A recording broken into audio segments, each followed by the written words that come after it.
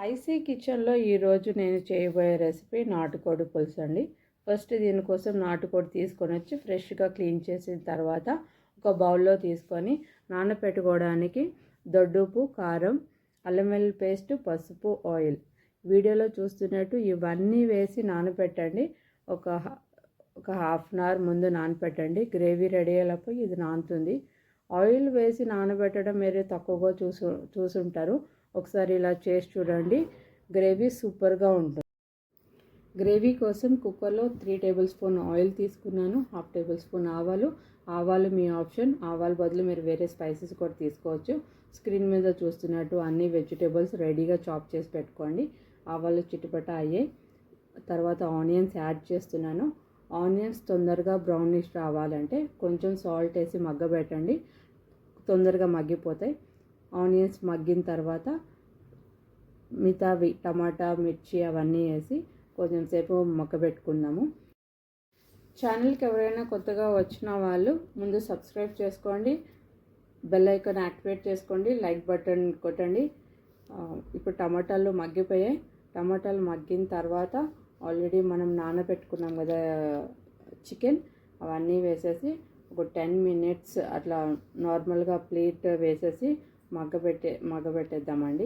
ఇదైతే రెసిపీ నేను రాగి ముద్దలోకి చేస్తున్నాను, అంటే రాయలసీమ స్టైల్. మీకు వేరేవి ఏమైనా చపాతీకి వాటికి వీటికి అంటే వేరే స్పైసెస్ అవన్నీ చేసుకోండి. ఇది అంటే జస్ట్ సింపుల్గా రాయలసీమ స్టైల్ అని మేము చేసే తొందరగా రెసిపీ అన్నమాట. చాలా బాగుంటుంది. ఎక్కువ స్పైసెస్ ఇవన్నీ యాడ్ చేసినా కూడా అంత న్యాచురల్ ఫ్లేవర్, మామూలు నాటుకోడికి న్యాచురల్ ఫ్లేవర్ పోతుంది. నేను చూపించా కదండి నార్మల్ ప్లేట్. ఈ ప్లేట్ పెట్టుకొని ఒక 10 మినిట్స్ ఇలా బాయిల్ చేస్తే ఆ సాల్ట్, ఆయిల్ అంతా కూడా ఒక 40% ఉడుకుతుంది అన్నమాట.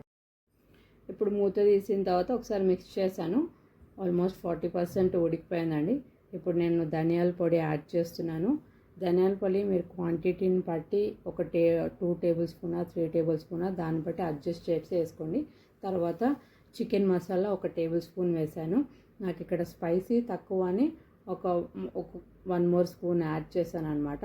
మీకు ఇంకేమన్నా స్పైసెస్ తక్కువ ఉండి కావాలంటే ఇంకొంచెం మీరు అడ్జస్ట్ చేసి వేసుకోండి. తర్వాత అంతా కొంచెం బాగా మిక్స్ చేసిన తర్వాత కొంచెం వాటర్ మీకు కన్సిస్టెన్సీని బట్టి రైస్లోక, చపాతీలోగా, ముద్దలోక దాన్ని బట్టి మీరు తీసుకోండి అనమాట. నేను కొంచెం సూపీగా కావాలని వాటర్ ఎక్కువ తీసుకున్నాను.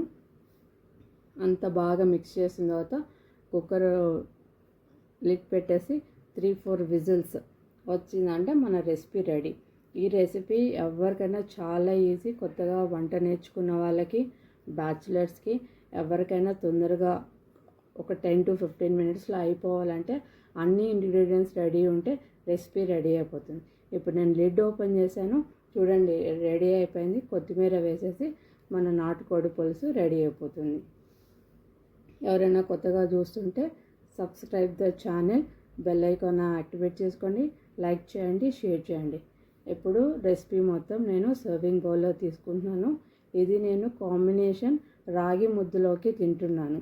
అందరూ వీడియో చూసి రెసిపీ చేసుకుంటారని అనుకుంటూ thank you for watching my video. Please support my channel.